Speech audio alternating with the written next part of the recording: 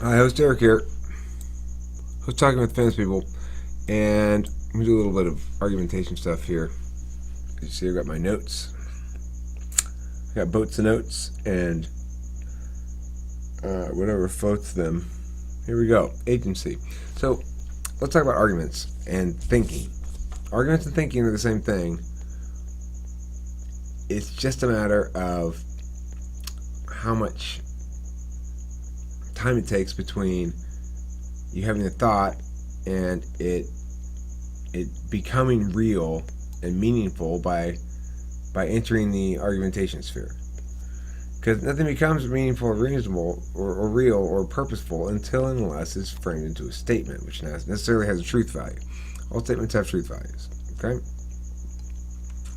So, agency is the first issue then in understanding public policy, how to think, how to argue, stuff like that. It matters a great deal to understand that all issues that matter start with agency. So if you are arguing a political position, whatever it is, you're making a duty-based argument. You're saying it's our duty to protect people's gun rights. It's our duty to help the poor. It's our duty to educate our children. It's our duty to protect other countries that are our friends if they're being attacked. It's our duty to yada, yada, yada. Okay? Everybody's making duty-based arguments, but nobody's asking the simple question, where are those duties coming from? To the extent that it is being asked, it's not being prioritized as an important question, and it's not determinate in what we do at all. So it's odd that we go into political conversations and thinking about stuff right away, talking about, necessarily, unavoidably talking about what our duty is. When somebody disagrees with me about a point, says, no, Eric, we should spend this money on blah. Or take money from whom and wherever and spend it on blah. When he makes that argument, they're making a duty-based argument. They're saying, no, we have a duty to prioritize this other thing instead. But 100% of the time, I was going to say 99%, 100% of the time, if you ask people where the duties comes from, they have no idea. And they just say, well, it's because it's a good idea in general. Well, that's not a duty, of course. So, understanding agents are the only kind of thing that has to take moral actions. You can have a windstorm blow a tree branch off of a tree, fall on somebody's head, and kill that person. There was no moral action of any sort taken by anybody in that instance. There's no moral accountability to be spread out. Now, moral accountability can take in a number of different formats, but no matter what it is, whether you're talking about a legal thing or just a shaming of somebody or just you disappointed me, Bob, or whatever, things that have a moral component necessarily involve a moral agent, almost always a human. So,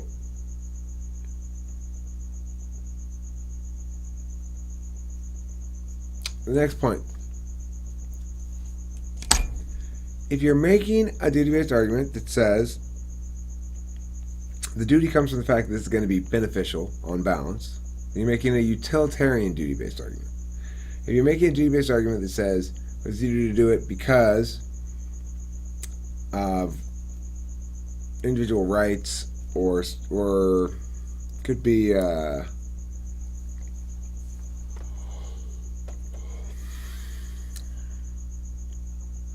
justice, stuff like that, and you're probably making a rights-based argument regardless, and that would be where the duty comes from.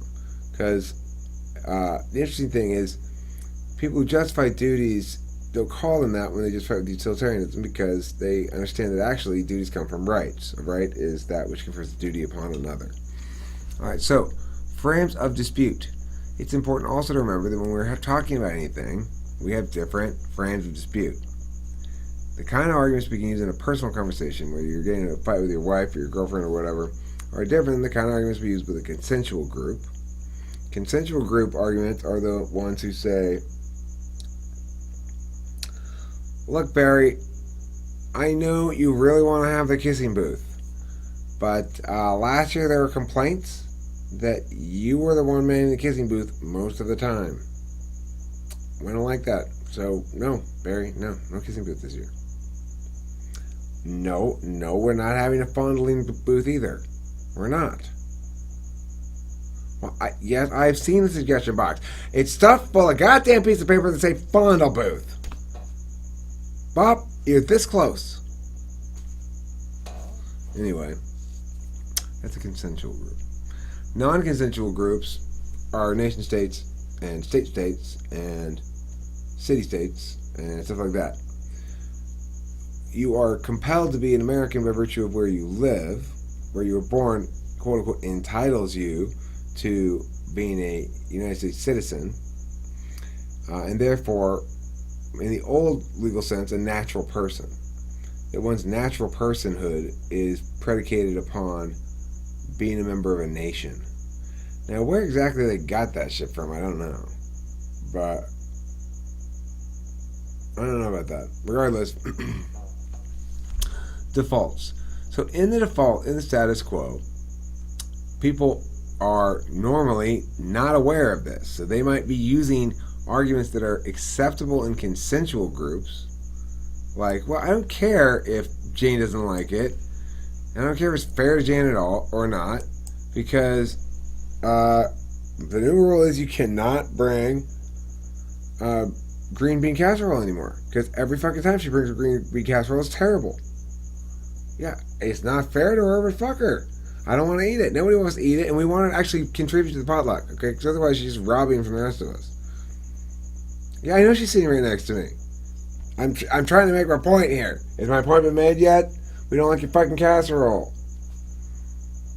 You might allow and be okay with your consensual group having rules that treat different people differently within the group. If it's a consensual group and everybody's is part of the group consensually, then they're choosing to take on those other rules, right?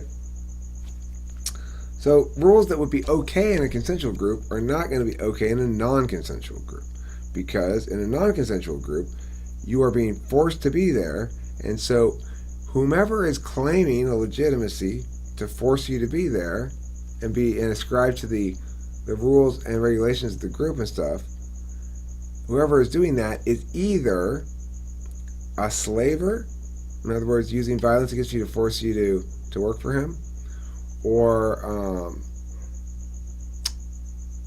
is a sociopath, like just wants to hurt people.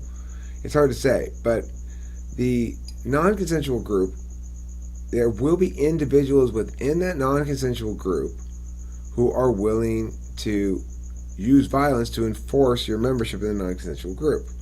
Non-consensual groups, examples of them include things like organized crime, gangs, things like that. All right.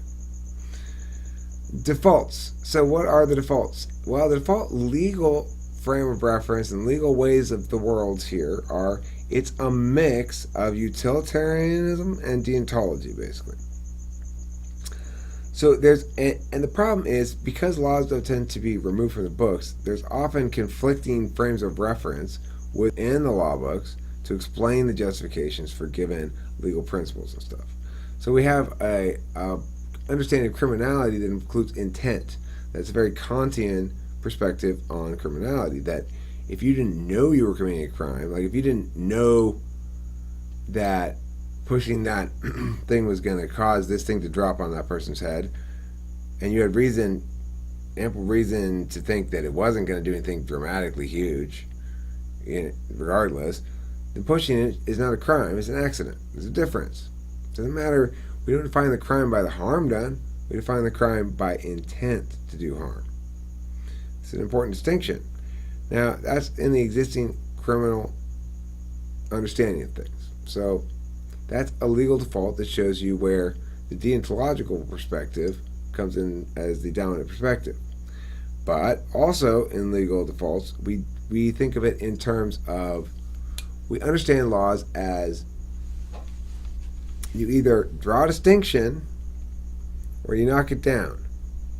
So if there's a law that's apparently in violation of some other law, then the courts will make distinctions. They'll say, well, this is a little bit different than that other one, actually, because of blah.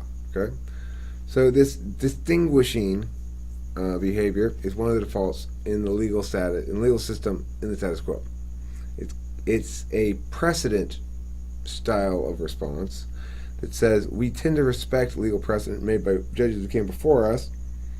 We don't want to overturn their shit if we can avoid it, because that's what gives rule of law its legitimacy, because the law is not constantly changing, and you can all reference it, and you can see why you read the legal system to why it's this way. It's not just arbitrary. Yeah. Okay.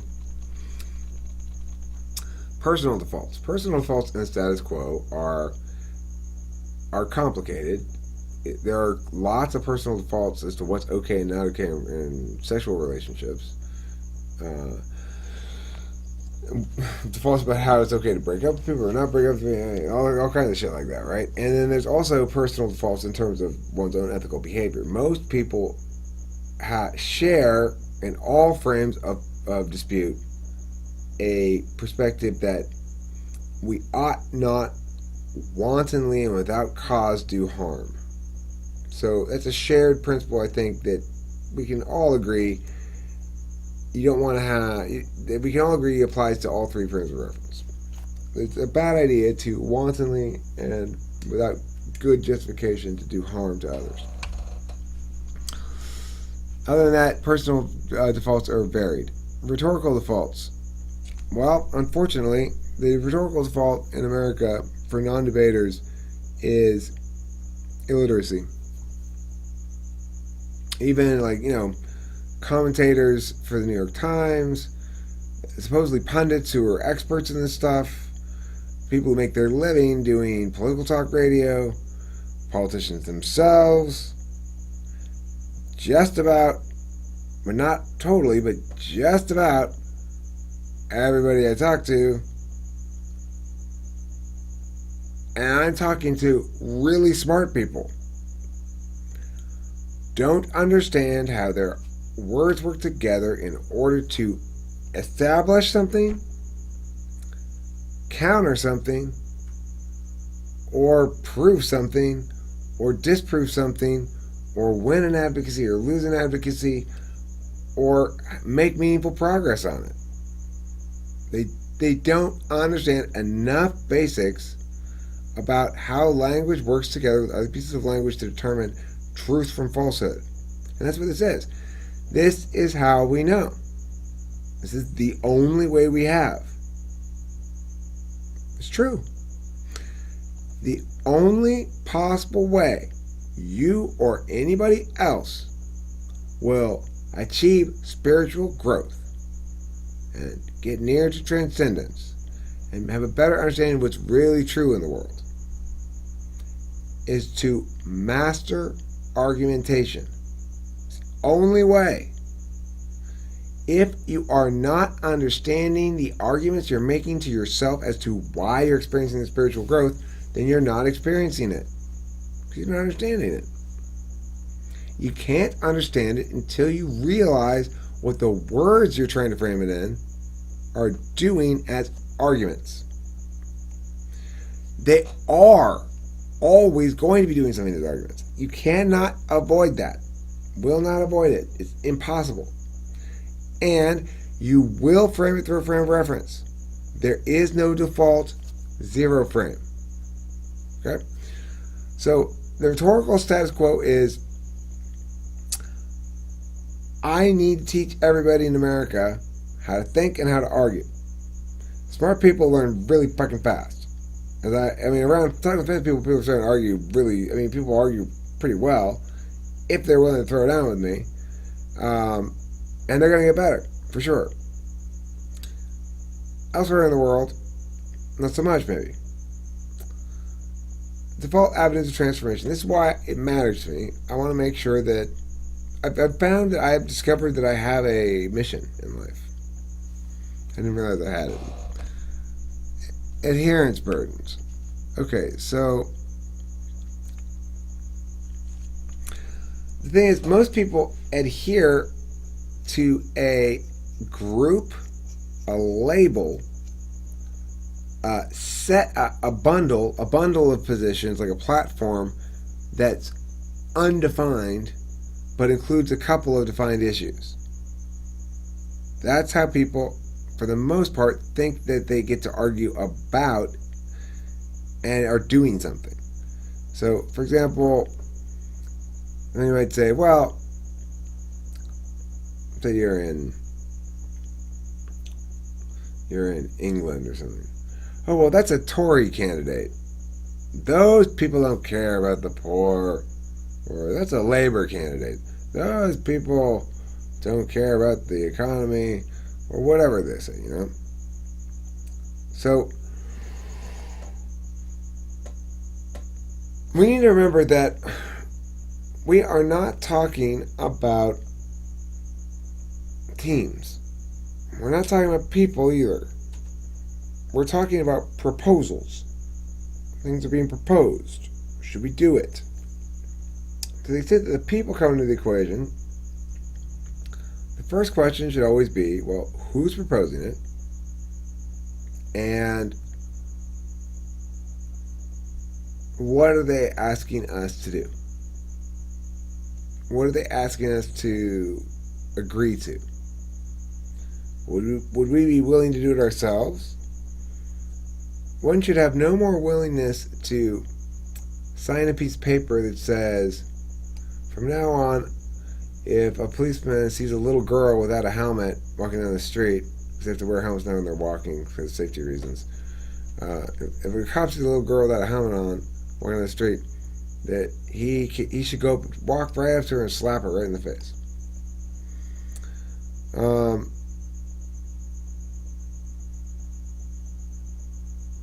So, adherence burdens.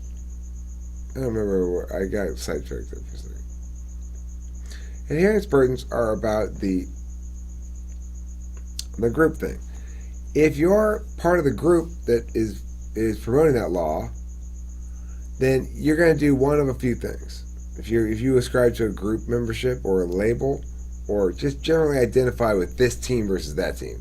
I know they're not really exactly clearly delineated teams, but there are conservatives in this country, Eric, and they are really dangerous. They're really doing a lot of hard, or whatever, whoever you hate. Okay, number one, you're not hating anybody, actually. You're hating a pretend thing. Number two, no, it's not actually groups of conservatives. To the extent that they are all parroting similar opinions, any given set of individuals, then what I say? Well, they need to learn to argue better. They need to learn to understand the words they say as arguments, not as feeling things that they get to go, oh, that I identify with that thing, so it makes me feel good. No, you don't get to do that. Right, frame blindness. A lot of people are not aware of the fact that they are arguing under a framework when they make arguments, and then if they're making one argument that's good under this framework, and another argument that's good under a different framework, and those two frameworks conflict, they can't have both those arguments, right? You can't say, well, look, we need to prioritize making sure people get enough calories, so that's why we're giving a high beef, high fat diet with the food stamps. And then in the next breath go, oh, well, one of the great things about food stamps, and one of the most important reasons why we should vote for them, is because they provide a healthy, low-calorie diet to people. You can't have both. You got to pick one. Because to the extent that it is healthy and low calories, then it's not fulfilling your promise of being high calorie. To the extent that it's high calorie and fat and meat, then it's not your definition of healthy. So you got a problem there, right? Understanding that you are going to be arguing a framework anytime you argue any point, whether you want to or not, is a very critical, important step in starting an argument with some sense, with a little flashlight on. You can see a little bit around you at the point, okay? As long as you can just understand that you are going to be arguing a framework. Understand how your points are justified. Know what you're going to say if somebody's calling you out to justify your points under which framework. Somebody says, but But we can't do that because that hurts those people over there. You go, well, my point is that it's okay for us to actually go out of the way and hurt those people for this other bigger good that's more important. Then you understand that you're arguing under a certain framework, and that you're gonna be asked to defend coercive behaviors, but you're gonna use a utilitarian principlist position and justify it that way. There's nothing wrong with doing that, but be aware that's your framework then, and don't start appealing to rights, or that it'll get turned on you. All right, node blindness. Node blindness has to do with the fact that when individuals are locked into their local systems architecture too deeply, and they're at a low level of development, then they cannot see how the rules of their node don't apply to all the nodes. So it's like if my node is dedicated to making the most delicious fish tacos in the world, and making sure of perfect food safety, and I've got a bunch of rules about fish taco preparation, and then somebody says, do you know that city over there has zero protections for their fish tacos? Oh my God, they got no legislation over there? And then I'm going to call my friend Judy, who lives over there. Let's start a protest. Well, we don't sell any fucking fish tacos in this city, you morons. Your rules aren't, they might seem really, really, really good for you because you are incapable of understanding us as nodes with different sets of rules. Okay, so individual human beings are themselves nodes within a superstructured system that includes a small world systems architecture as a general operating principle, along with other sort of scalar laws that may come into place, which I'd like to research more. Okay, heaps syndrome. This has to do with mechanisms of non-consensual groups that are intended to be slow because the power is not intended to be wielded lightly. And the heap syndrome is one in which the slowness of the process causes it to eat its own protective shell. So, as I mentioned before, the distinction functionality of a judiciary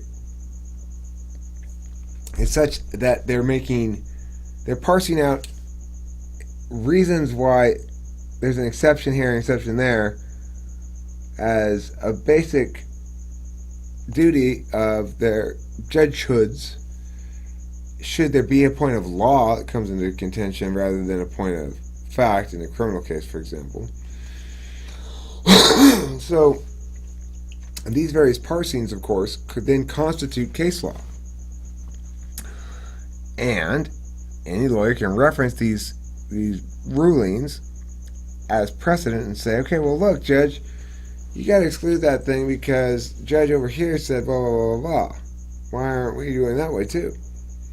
And then your judge then has to go, okay, fine, you win this point. Or your judge has to go, well, actually, we need to draw another distinction.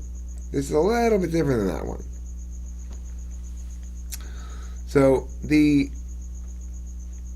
heap syndrome is this. If you have a rule that says nobody can have a lot of candy in one sitting, you don't have a lot defined any further than that. Then what do you think happens? Well, at first a lot's 3 M&Ms. But then Judy points out that, well, this is, you're stopping me from having my fruit roll. My fruit roll is part of my lunch, number one. And number two, it's made out of fruit, so it's not candy. So I think we need to make an exception for fruit rolls. And you do. Well, that's still not a lot. Look, the rule just says we can't have a lot of candy. 4 is not a lot. We can all agree on that. And pretty soon, well, if 4 is not a lot, then 5 must not be a lot either, because 5 is just 1 more than 4. Well, if 5 is not a lot, then 6 must not be a lot either, because 6 is just 1 more than 5. That's the heaps phenomenon. Pretty soon you've got People are eating 1,000 pieces of candy a day, as a lot means you can't eat more than 1,000 pieces of candy a day. Heaps syndrome is implicit to codified systems of that are intended to control human behavior by telling them what to do, and with extrinsic motivations, either threats or promises of reward. Those are what we would call systems that are subject to temporal decay very quickly, because their codified rules don't change, but they're subjected to the wiliness of the agent, who will factor this new environmental factor into their own decision-making system and behave differently according to its presence. It's assuming that the creatures it encounters in the forest aren't going to know what it is and behave in their normal fashion. But, of course, that's not what happens. Okay, so now let's go on to mechanisms. A, precedent. We talked about that. Judiciary respects itself too much. B, time leverage. That means that in the status quo, judiciary and the government, they have ways of leveraging individual citizens. One is through their wealth, stealing their money. One is through threatening them with violence. But another big one that they get to utilize effectively is time leverage. Most people, almost all people, do not have time to go battle it out in court over some little minor piece of bullshit the government's trying to steal $100 from you. Just give them $100. So that's a big thing that time leverage has in favor of states. They're not in any hurry. Also, deliberative mechanism of petrification syndrome. That's when the deliberative body becomes functionally paralyzed by its own weight. As it continues to generate more and more law and more precedent, it becomes almost impossible to find a non-contradictory way to resolve any dispute, because you're going to find multiple pieces of precedent on both sides. And the distinctions are going to be kind of fuzzy.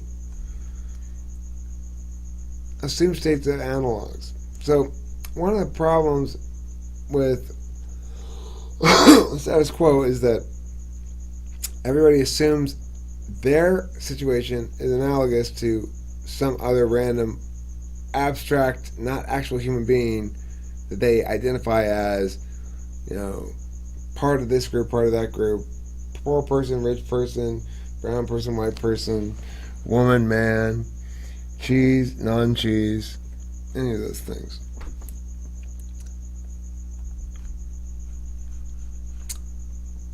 In fact, they're not analogous at all. When you say nobody needs that much money, well, nobody needs to do drugs. Nobody needs to drive that fast. Nobody needs to. Driving that fast is particularly dangerous, maybe, but even so, nobody needs to go hang gliding. Nobody needs to. What you're really saying is, I don't like that thing, and because I have little imagination, that means nobody else needs to either. Okay, let's look at agent capacities. In reality, we should remember that agents are capable of doing very bad things. Taking a gun and shooting up a place. Stuff like that. We should also understand that agents have the capacity to be altruistic, to help each other. They have the capacity to be maneuvered into doing certain things by force. They have the capacity to resist. They got a lot of capacities. G, agent motivations. So, people are motivated by things you don't understand. Whoever you are, if you're disagreeing with somebody,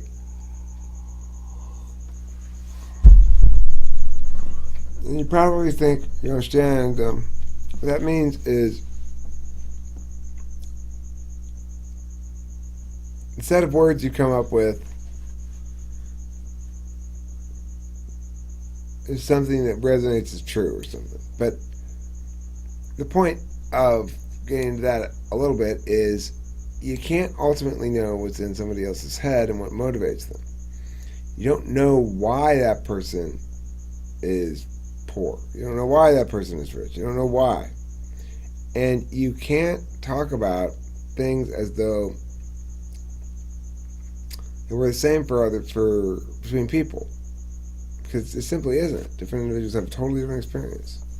When you try to create a composite person with quality Z, composite ADD person, if it's for the purpose of legal restraint of some sort, then you're going to always fail. You might be able to describe behaviors and say these behaviors correlate with one another. It's something that we label as ADHD, but it's not a real thing. It's like that would be okay. Agent of restraints. Well, in the status quo, they're restrained by law. They're restrained by social expectations. They're restrained by their own conscience. They're restrained by their feelings and their thoughts, their families, how they're raised, stuff like that. Note that the only way that we can ensure that people are raised well and because they're okay and stuff like that is for us to not worry about it. It's not our kid. That's simple. Okay. Agent restraints and status quo. Lots of laws. Some just practical barriers in the way. And I think I'm gonna let's go ahead and do this. I gotta go to sleep for a second.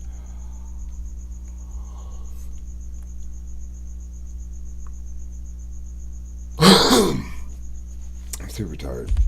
Alright, so let's go on to the historical narratives and marketplace of ideas.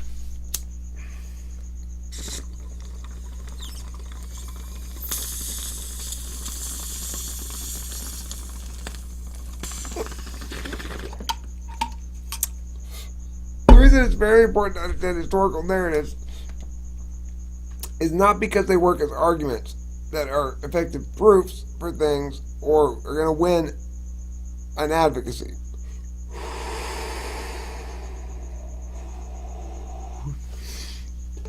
The reason instead is because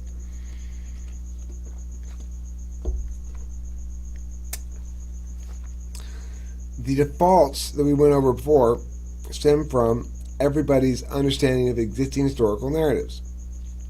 The reason the U.S. has been engaged in such an interventionist foreign policy since 1950 or so is because World War II worked. If it hadn't worked, well, then it would be very different. World War II taught us the lesson that if there's an aggressor who's trying to take over shit, don't let him. But that's not the lesson the U.S. took away from it. The U.S. took a much more interventionist sort of a lesson from it, and the reality is, well, should we or shouldn't we? Which is the right answer, Eric?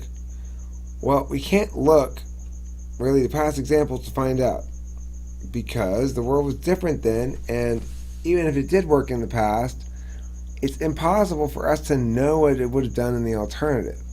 This is the disadvantage that one side of argumentation has over the other side. If I am telling you that something worked, we went in there with our troops over there and it worked. We saved that city. That argument can be hard to make, that there's a causal relationship between the two things. Sometimes it's easy, sometimes it's pretty straightforward. Other times not so much. I could say, well, I mean, you say that it was because of our troops, but actually our troops went back there 3-4 times, and it wasn't until the French came 2 years later the thing really settled down. You could make that kind of argument. So, those things, like I said, are important to understand why we believe what we believe about what's okay and what's not okay. Requires that we understand, number one, that we're already underwater, like we're swimming in this ocean, so it seems very normal for us. And number two, that we've been taught not only the stuff we're taught in school, but we're taught by the reality of school that what you do in life is you get up in the morning, you go someplace you don't want to go, you look to an authority who knows better than you, and take guidance in that fashion until you receive reward from the authority for doing a good job. That is taught to us, deeply embedded in us. And the way the teachers approach teaching the kids about things in general is so pedantic, which is, I'm not blaming teachers for that, but it's that it's so pedantic that it convinces people, the kids, that somewhere there is somebody who knows. Somebody knows. Don't worry, the authorities are on this. The authorities got this, the experts. There's no such thing. Am I an expert in argumentation? Yeah, I guess. But that doesn't make any of the things I'm saying about it right. What makes the things I say right is that they are the strongest arguments. This is supposed to be descriptive, okay? So I'm not advocating for anything here. But I can't help but advocate for things because why? Because no matter what I say, I am already operating under a framework. Now, I know which framework I'm operating under. In this instance, it's a framework of an attempt to be solvency directed by not talking about specific political positions, but instead talking about types of arguments used when discussing political positions so that we can begin to recognize that the arguments we use are the same things as the positions we hold, and that it is meaningless to hold a position without allowing it to be tested in battle. Okay, so marketplace of ideas. We exist in what Supreme Court judges coined this term at some point in the past, a marketplace of ideas. What that means is that the most effective way to have the best ideas win is to make sure that all ideas have fair, unfettered access to public discourse. What is public discourse? This is public discourse. Why is it important that we have free and unfettered expression, free and unfettered access to free expression? Because that's why I need people to see this. That's why. Why do I need people to see this? Well, because I have a big plan, guys. I got a big plan. I want to fix this shit. Let's go down. Alternatives. The most important thing to remember for alternatives. The status quo. Just because the status quo, you are not on fire, doesn't mean the status quo is good. There's always an alternative that has to be considered to a given advocacy. Nate gets to sit there and play, I'm not advocating anything, which is great, but what they are advocating is the status quo. Because you can always say, well, so if you're not advocating anything, why aren't you advocating something? You've already agreed with me, this is a problem, blah, blah, blah, blah. So that's an interesting way to think about it as well. Okay, rule of law. The principle of rule of law is that the law, not an individual human being, decides what happens to you if you commit serious moral transgression. All human societies, from the advent of agriculture anyway, have had to deal with criminality. So humans are essentially nodes in a massive earth brain with humans being like the neurons in the analogy, right? And like in the human brain, it's not where you live so much the region exactly that matters as it is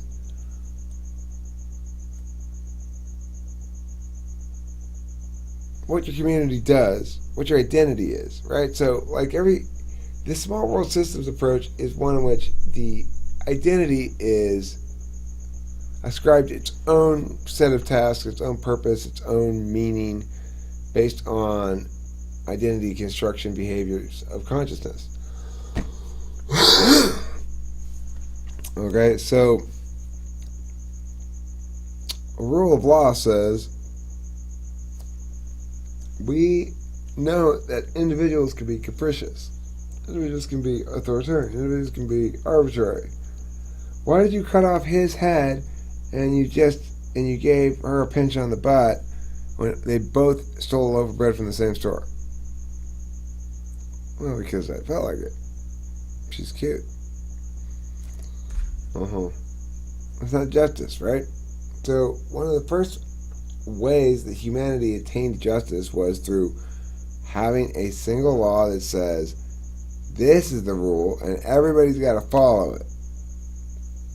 It's important. That's the important thing, because remember, that same person who arbitrarily decided to cut off the head of one and pinch the butt of the other is not going to have any punishment for himself or his own family, for sure. If it's just arbitrary, if there's no law, and he's the wise man making decisions, he's just come up with lots of reasons why. Okay, guys, I've retreated to my hut, and I've come back out. I've got my medicine ball here. It's imbued with the real magic of the Saharan desert. Okay, I also got, look at this, dragon's teeth on a string. Perfect. I also got this, dead cactus. Could be peyote, I haven't tried it. If it is, I'm a shaman. If it's not, that's why I got all these thorns in my mouth. Now, here we go. Are you ready? Why did I make this decision? Look, guys, it was just the right thing to do to let my little friend here, Tommy, some people said time served was too small of a punishment for mass murder, but he really felt bad. Okay, so this is why we don't want arbitrary decision making. You want disinterested people. Not uninterested, not like this is really boring, I'm uninterested in, but disinterested, not having a horse in the race. In this instance, he's got a friend who's in trouble and mass murder and he lets him off time served. Well, it's not because he doesn't care about murder, it's because it's a friend. The only effective check on power thus far in all of human history has been transparency. We sort of briefly had glimmers of it during certain periods of time in our history, but yeah. If it's bad, they want to hide it. So we want to try to, I generally prefer transparency. Shining the light on people cause them to stop doing bad things and or reveals that they are and allowing you to shame them. Liability is a core principle of all of civilization, which is you've got liability for your actions. If I go over and accidentally on purpose break your car windows, then I'm liable to buy you new ones. From a civil perspective, I probably also committed some kind of crime like vandalism, intentional property damage, in which case the state may choose to punish me for the purposes of deterrence and justice getting. Like, well, at least this person's going to suffer too, so you feel like you got even. Let's go forward. Property is the root of all understandings of law, justice, and crime. So,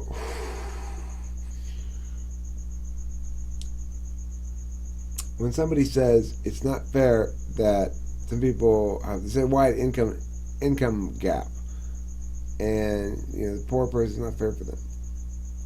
Well, they're making a property rights claim. They're saying that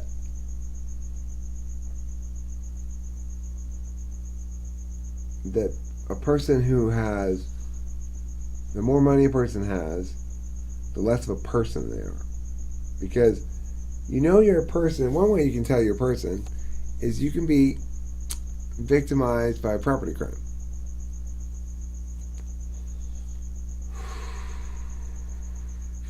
So, and I guess corporations could too, but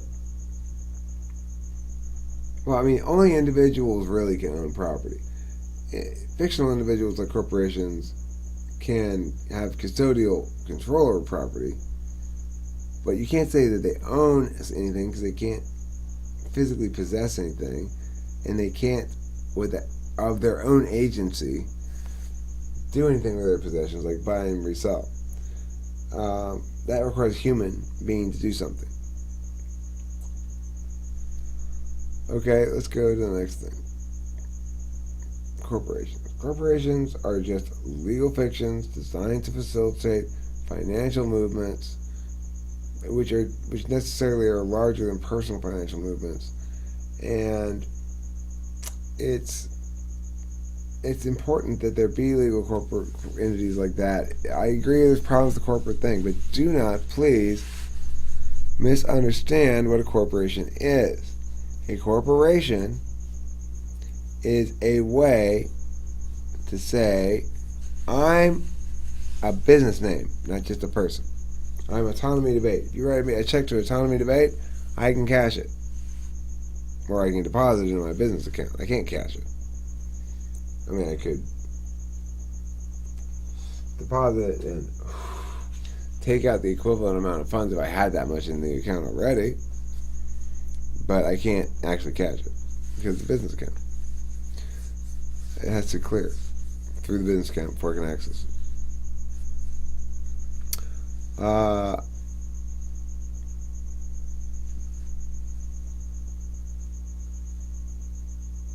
Regardless, businesses need to make contractual arrangements with each other sometimes. When businesses make contractual arrangements with each other, they do so as entities, as businesses, not as individual people. And that's why the fiction of the legal corporation needs to exist. However, it doesn't need to exist if it exists for tax reasons as much as anything else, right? If there aren't any taxes, the corporation doesn't need to exist at all. As far as I can think. I don't know. Judiciary bodies. Judiciary bodies are supposed to be interpreters of law who take the law, compare it to the Constitution, and determine whether it is consistent with the Constitution or not. The problem is, precedent applies to them too. So they kind of have to factor in what previous courts already said. Paradigms and dominoes. In the existing status quo, the paradigm is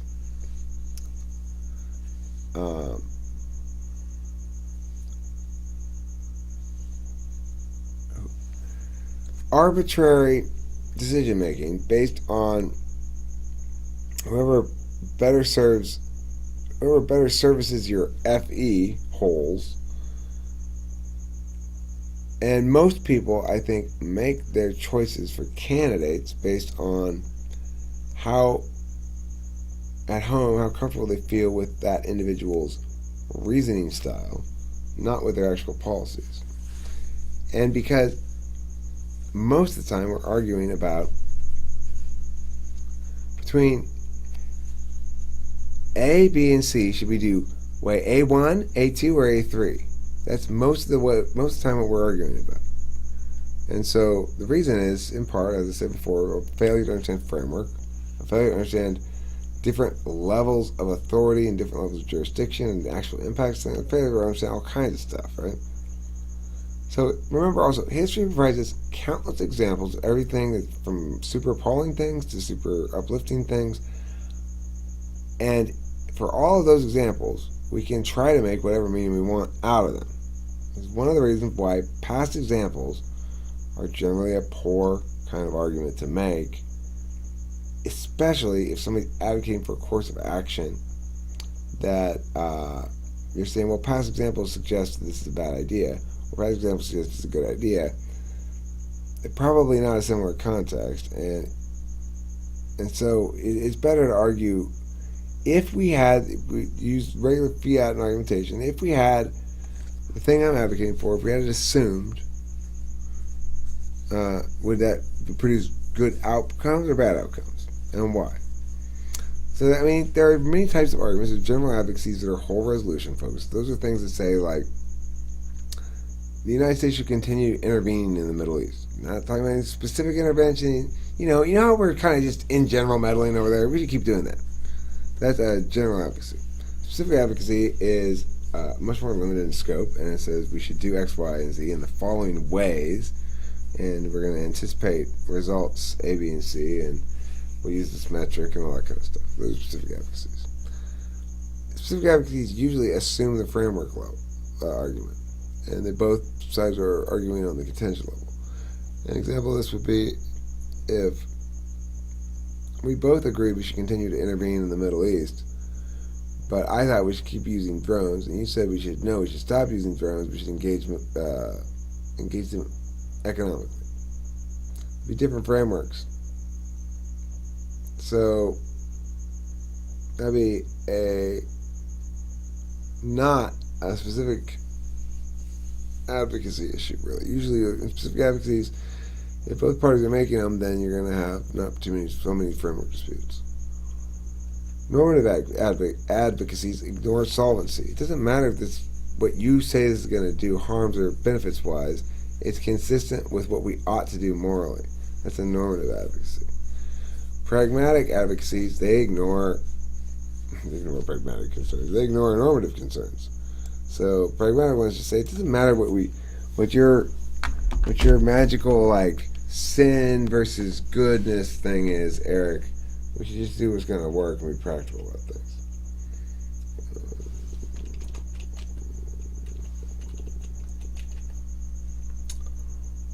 Binary advocacies are all or nothing. There's no compromise here, Bob. We're either doing it this way, in which case that all of these ideas you want to keep doing are bullshit because you know that's not allowed according to this framework, or we don't do it at all. Sliding scale arguments are, look, guys, both sides have a lot of really good reasons, and either way would be fine, but they're more wrong than me, so we should do what I say. That's just conceding that they're not exclusive things, or that there's no single terminal impact that renders the rest of your arguments moot. Meta arguments. You have no idea what the fuck you're talking about is a meta argument. You say, it's a bad meta argument. It says, well, it could be. You could say, but basically it is, because it's saying you don't know what you're talking about. So I'm going to invalidate what you're saying.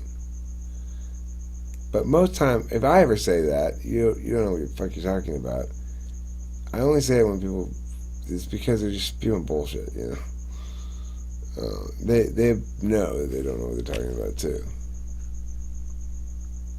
Other meta arguments are the one I'm making right now, which is I'm advocating here for people to make better arguments, understand what arguments are being made at them, and how they can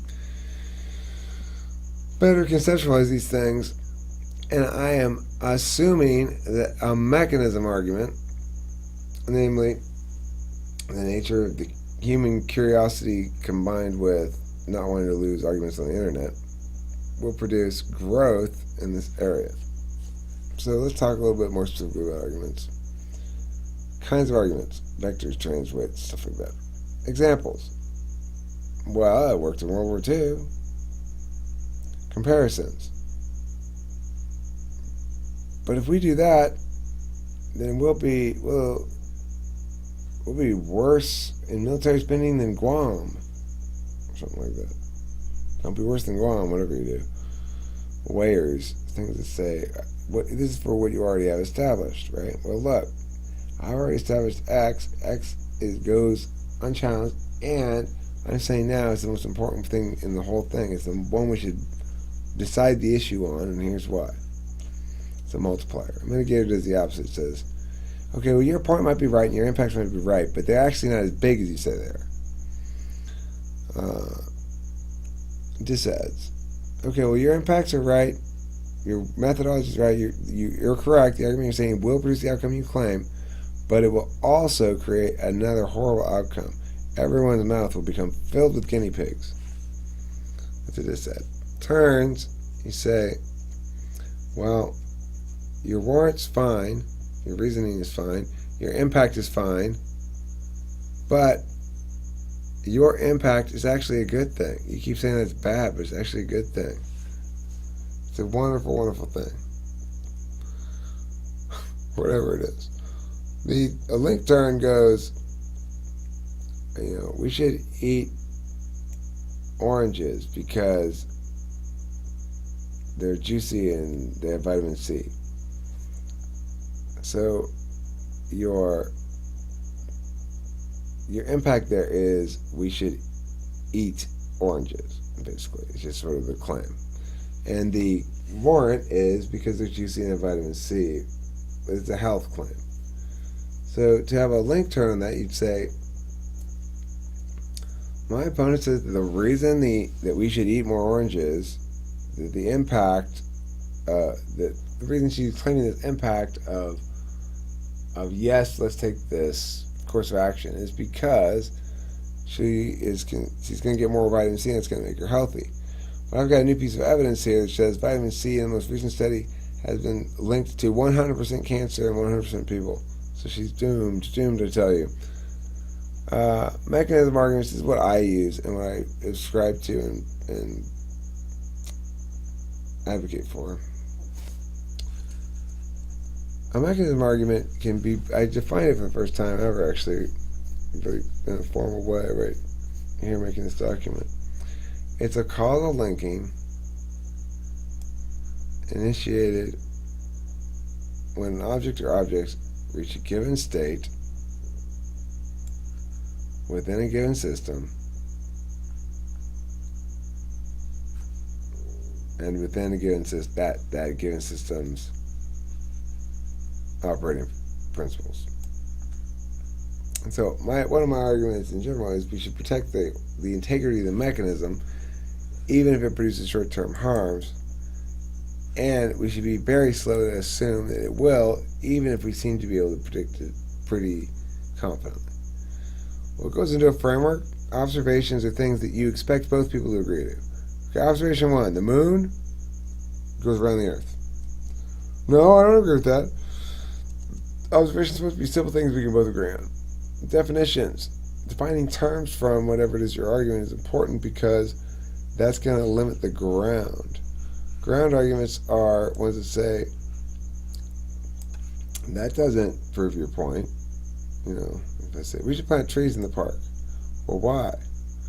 Because Grandma bought a new accordion.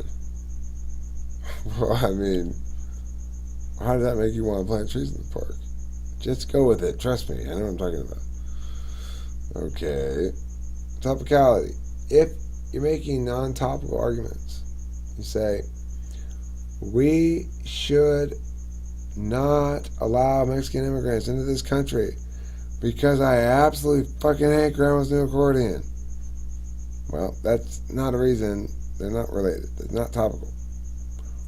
Values. Sometimes people have conflicting values. Sometimes the value will be preserve sanctity of life, be a safety net, all into more helmet laws and drunk driving laws and seatbelt laws and all kinds of stuff. If you have such an individual, that's their value, is safety. Whereas for me, with the value of autonomy, I'm going to run afoul of those people a lot of times because they're not going to like me being unsafe. They want things done in their understanding of how they ought to be done. Okay, let's go to criteria. Criteria says, well, how do we know who wins this point? If you say the government should tax and spend, and I say no, the government should not, or vice versa, at the end of the argument, how do we know which side is correct? Is it the side that produces the best impact upon the economy overall, factoring everything in? Is it the side that's most fair? What is it? Okay. Is that the last one I did? Meta framework. So many things. Meta framework says, these are the three kinds of meta framework. Prefer our framework. It says, look, our framework's better. Judge it under our framework, not theirs. Number 2, we win under both frameworks. Doesn't matter whose framework you prefer to judge. We win under both. Here's how. Or number 3, we won under our framework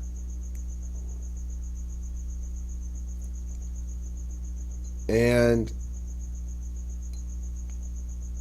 what does it stand for?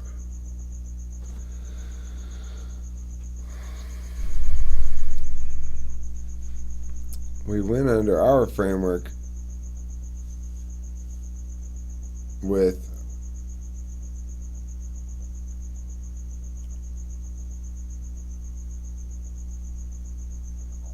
Okay. Basically, well, we only went under one framework, but that's the framework you should prefer. Here's some fallacies and non-arguments in sentence form. That's not realistic. Well, I have no authority, but experts can explain it. Let's go to the first one. It's not a. It's. I'm too tired. I'm done. Gotta go lie down. Or eat something or something.